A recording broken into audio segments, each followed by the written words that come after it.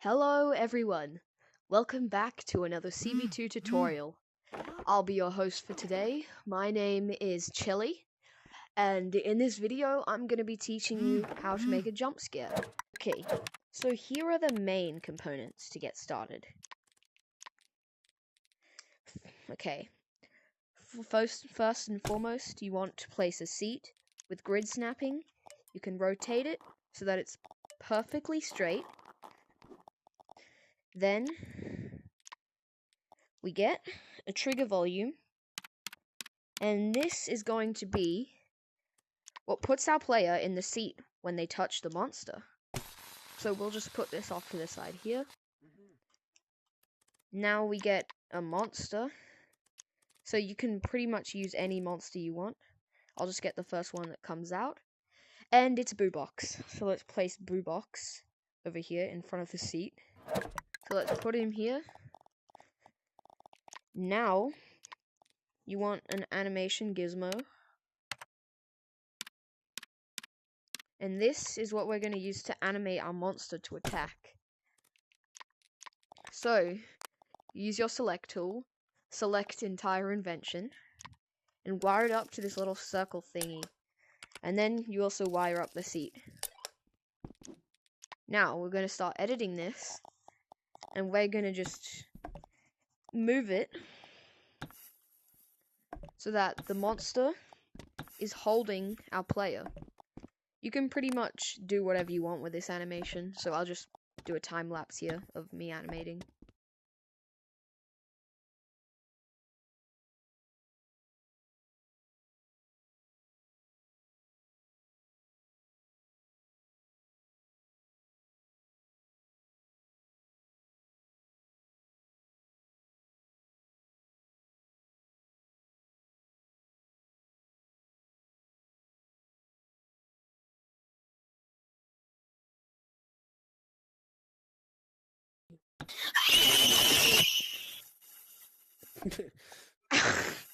Trash, talk in your voice changer and show quest for you.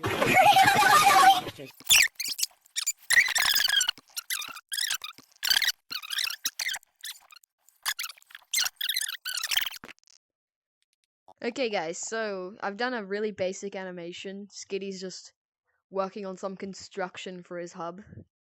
Never mind, it's gone. Anyway, let's check out this animation. Very simple.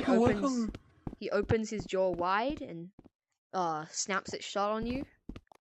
So now let's just play our animation non-stop, and we'll see how it looks.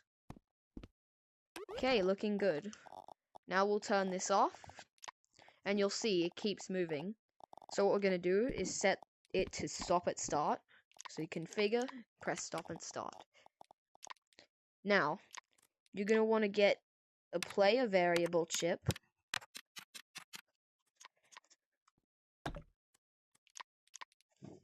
So, you hook that up to player entered, and yeah. And then, you hook up the red pin to seat player, and the yellow pin to the player. Now when we enter here, Boxy Boo will be there, but he doesn't attack us. So, how do we fix this? Simple.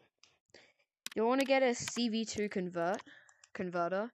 Tice and Skitty, I think, have made inventions for this. Anyway, but I'll just show you how to make this. The end of video. Yeah, end of video. Yeah, so let me just, if you didn't watch the video, let me just show you how to make this. So you get a piston here, a CV1 trigger volume, or just any trigger volume, and then here specifically a CV1 trigger volume. You want to set the max distance to something around 0.5, 0.3. Add a delay chip, and hook up the after delay to reverse. And then, yeah, so you hook up the delay chip to the play, and after delay to reverse. So, we want to hook up this play to seat success. And now, if we have our make pen open, you'll see that that is now in there. That'll give us a CV1 output on this trigger volume. Oh yeah, I forgot. So you give this a tag, something simple like on, and you set this to filter by tag on. Anyway, so we want this CV1 output. Hook that up to the animation. And we want to get a sound. I'm just going to use the security breach jump scare scream. But you can basically use any jump scare sound you want. Okay, so here's our jump scare sound. Let's just play it to see.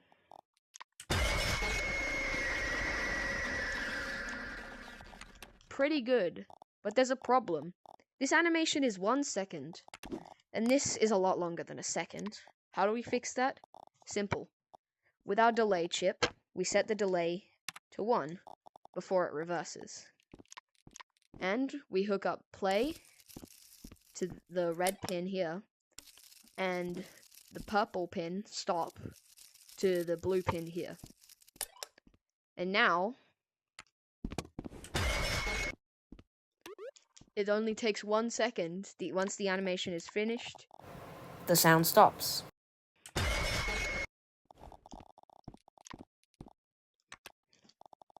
it just stops. Okay. But now we want it to unseat the player. So, what we're going to do is we're going to make it so that when it reverses, it unseats. Now let's see. That's pretty good, but we want the player to respawn. So, you want to get a CV2 trigger volume. Place it anywhere. I'll place it here. And then we configure this circuit board here. And we delete all the content on it. Now we've just got this. Next we get position.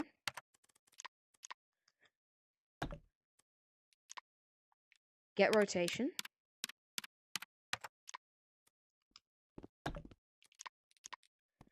And we're just going to hook that up. Nope. Hook that up to the trigger volume. That's going to output two vector 3s. Actually, no. It's going to put out a vector 3 for the position and a quaternion for the rotation. Don't ask me what that is. All I know is that it means rotation. So we'll just hook these up, position to position and rotation to quaternion. And we'll make it so that when the player is unseated, it'll set the transform of the player to this little thing here. And the player is going to be the player variable from earlier. Now let's try it out. Ooh! Flung me. How are we going to fix that? Well, instead of using set transform, we're going to use a respawn. Now, the only downside of using a respawn is that it'll use the res effect, and you may be thinking, just turn it off here. Well, the thing is, it'll still use the res effect, only other people won't see it. You'll still see it, though. Which kind of sucks, but hey, deal with it. So, once again, we hook up the target, position, and rotation. Now let's try it. That's better. So, it's pretty much finished. Only one minute detail. If you don't want players to be able to jump out in the middle of it, well then, you hook up seat success to lock players in. Set that to true. And when it locks players in, it'll go to the piston, which will start the conversion to from CV2 to CV1. And now we can't jump out. Well, that's basically it. Chili out.